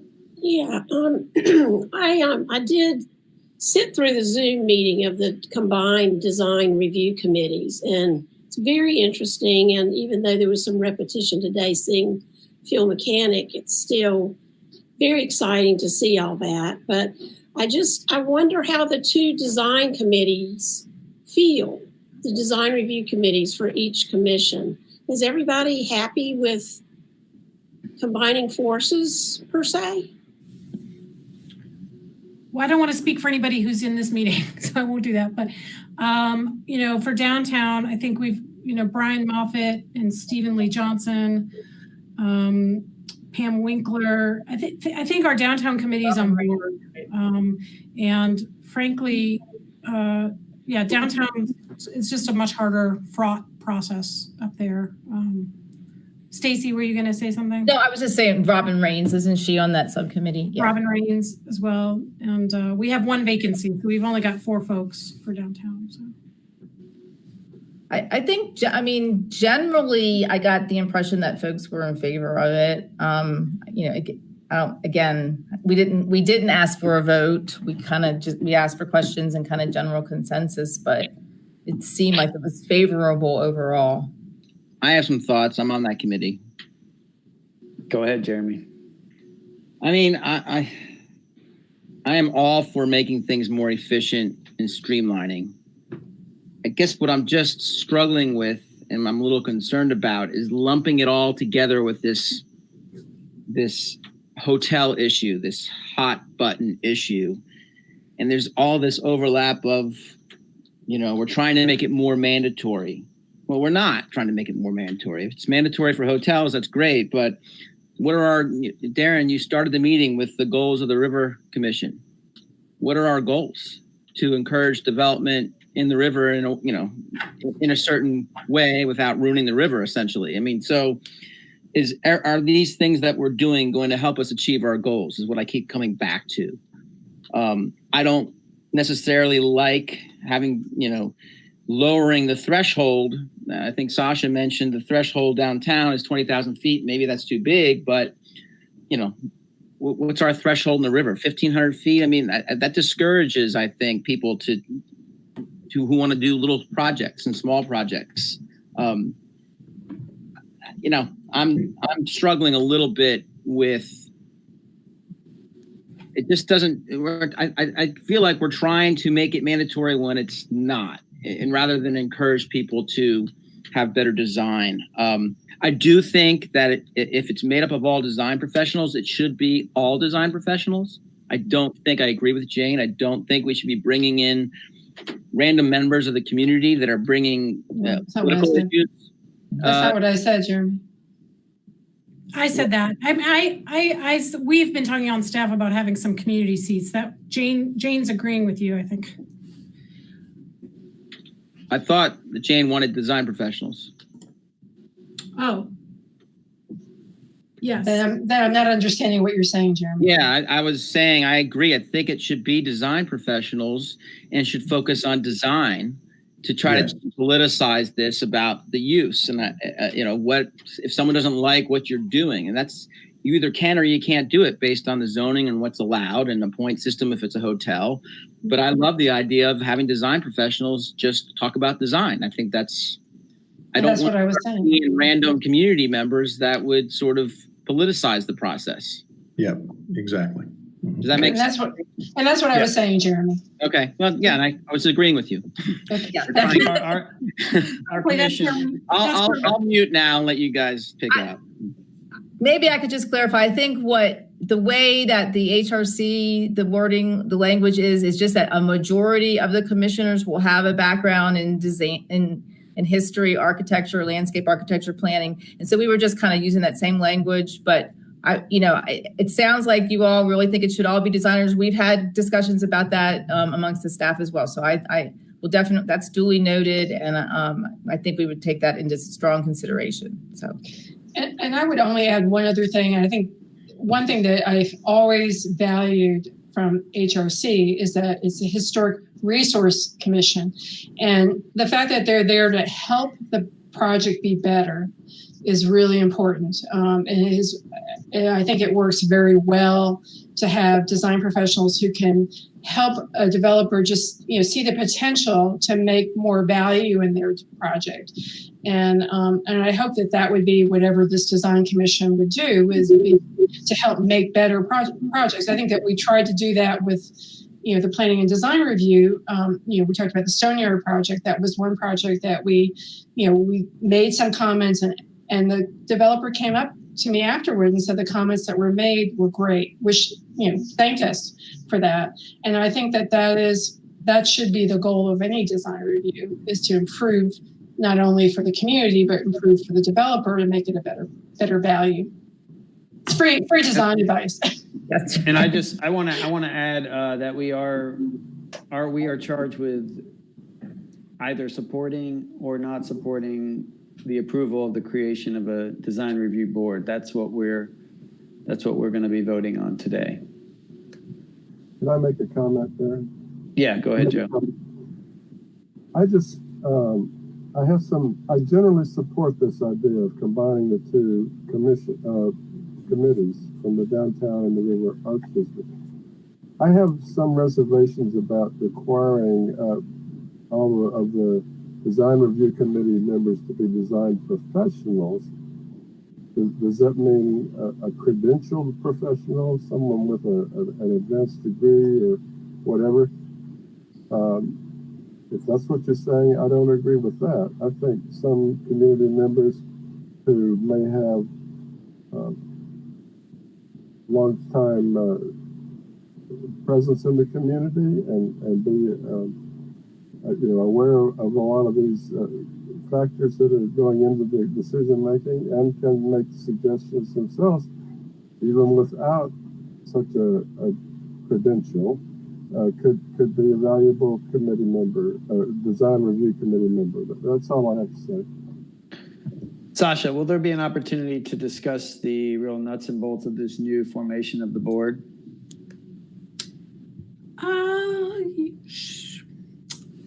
When do you mean? At your next meeting, or? Well, like the makeup of the board. I mean, before you were to vote on it, is that what you're asking?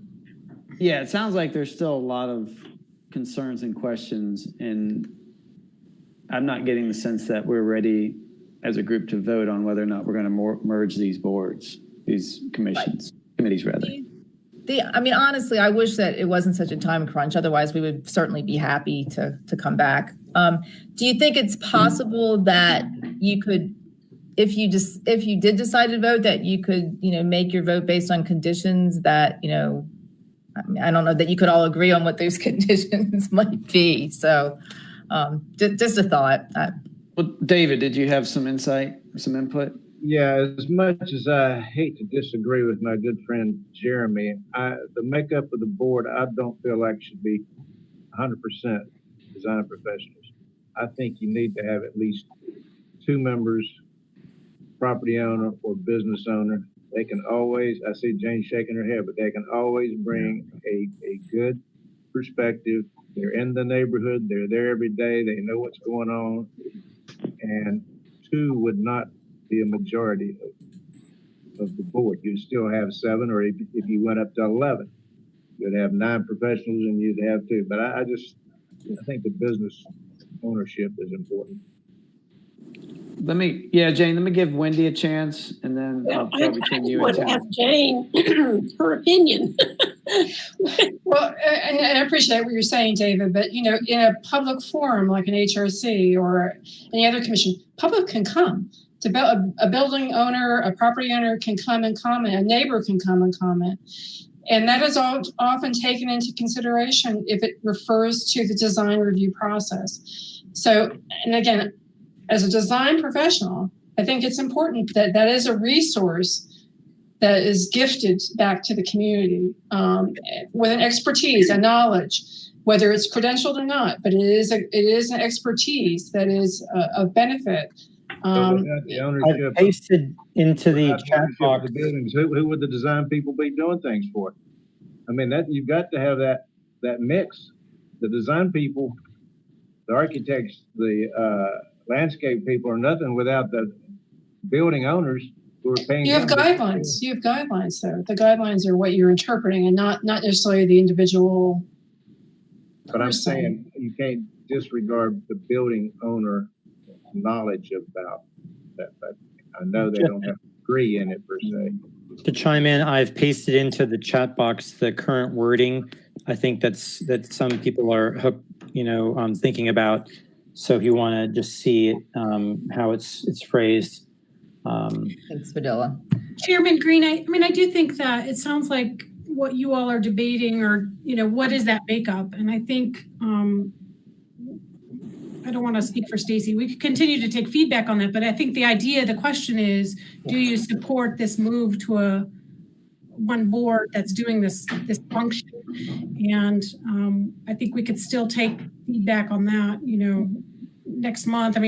But because I think we see both sides of it, and we get all of those, we understand all those perspectives as well. So, but I will voting on that. If you feel comfortable voting on that idea about merging these two.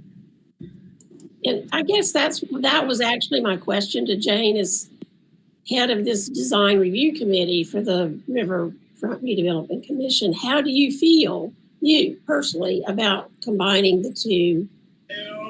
The devil's in the details, and I don't think we have it. And so I'm kind of on the fence, because I see benefit to having design professionals provide expertise. I have benefited from myself as a architect coming to a board and getting review from peers, but I don't want to lose the connection to the organizations that are represented, because I think that feeds, that fuels, that inspires, that guides the decision-making process. And so, right now we don't know. I feel like, and I feel staff's pain, but I also realize the value of the commission. I do not want to give it up at this point without knowing more.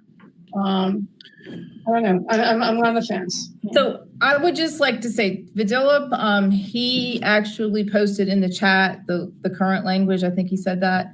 And that is the language that is the HRC uses. And it's not, so there's not like a specific member spots held for community members or anything. It just says that a majority of the members shall have demonstrated special interest, experience, or education in architecture, historic preservation, landscape architecture, urban planning, or related fields. So I don't know. I just offer you that is the current language that we're actually using for the Historic Resources Commission. And it leaves the opportunity for members of the community that don't have that interest possibly to be appointed by City Council, but it also makes very clear that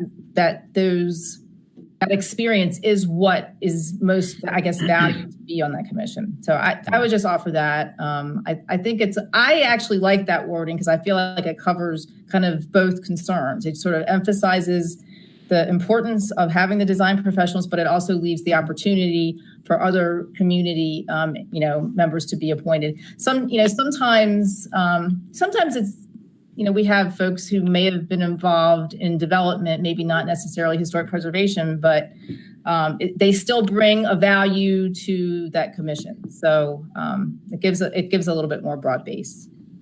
Jane, hold on one second. Tim, you had a question, and Carlton, I saw.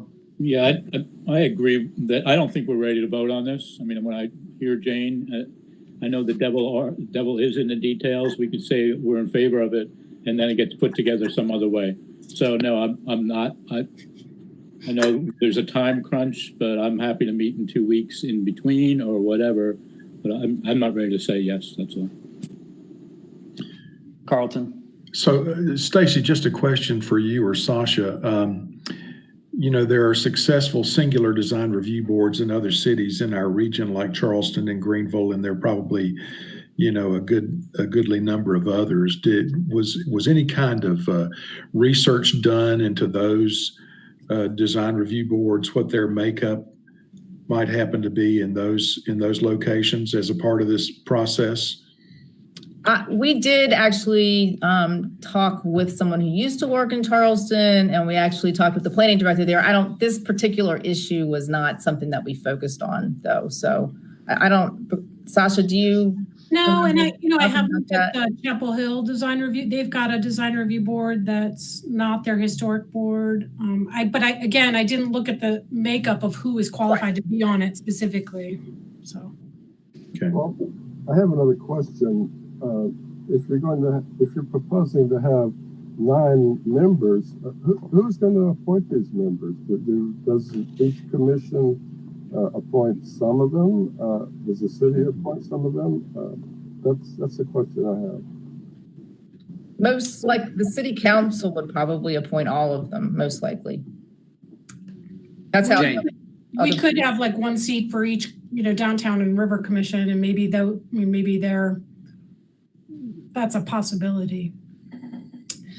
And Jane, you had a question or comment? And then we're probably comment basically to Stacy's comment about HRC. To be honest with you, Stacy, when HRC has failed, in my opinion, when I've been at meetings, either as a spectator or as a presenter, unfortunately, it's often been people who are not design professionals, because they go off on a tangent that is not related to and you're shaking your head, you're not related to the guidelines. I mean, they're good people. I'm not saying that they're not concerned and genuinely, caring people, but they go off on tangents that are not design related, and it really throws the place into chaos or makes a decision weaker for not having that expertise guiding the process. And that's why I'm really adamant about, if you're going to have a design review board makeup is made up of designers, not non-designers. Oh, so, quite well taken. I agree. Yeah. Thank you. Yeah. Thank you. And I would concur. And that's years of experience. So. Yep.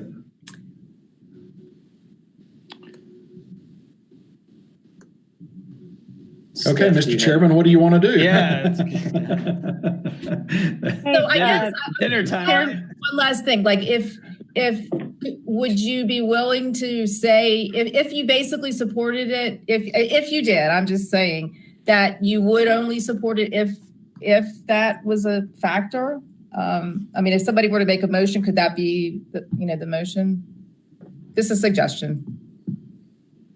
Because I don't think we're ready to do that. Yeah. Okay, that's fine. All right, we'll go ahead and continue the item until our next meeting.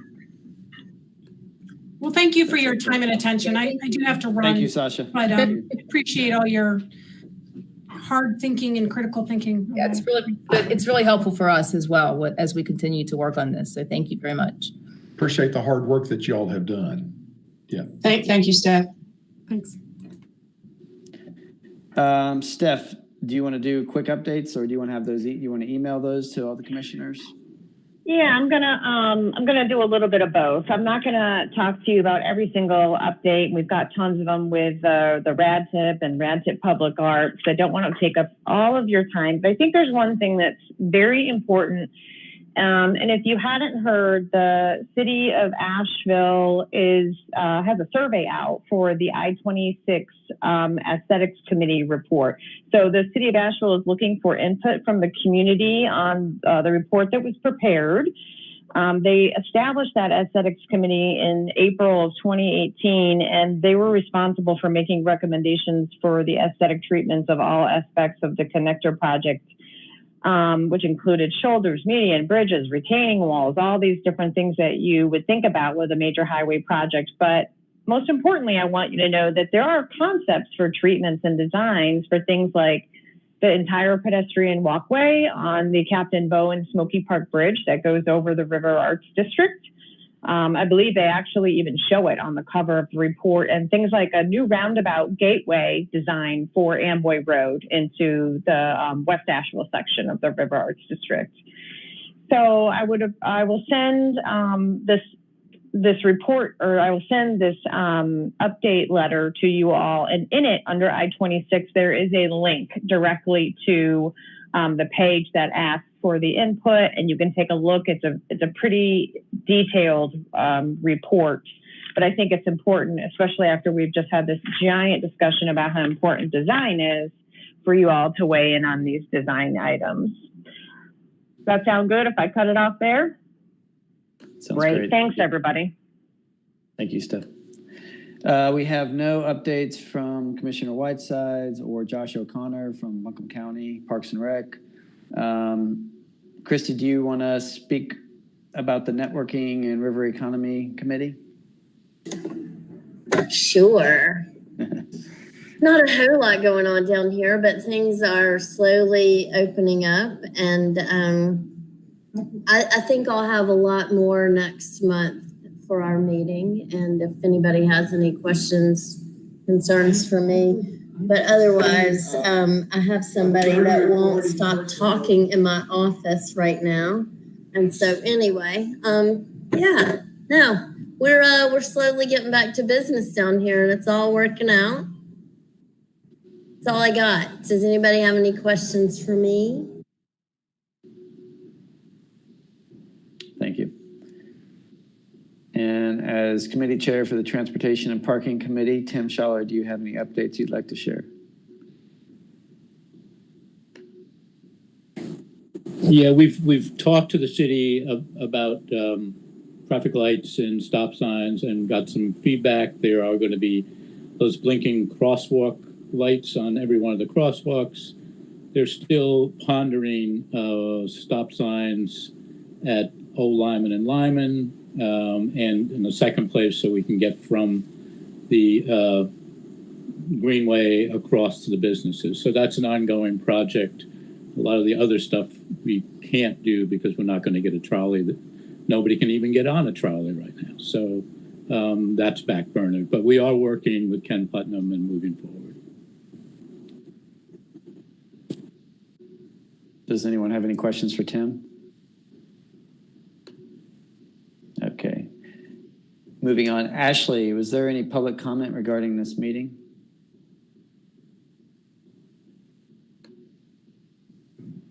No comments. No. Thank you.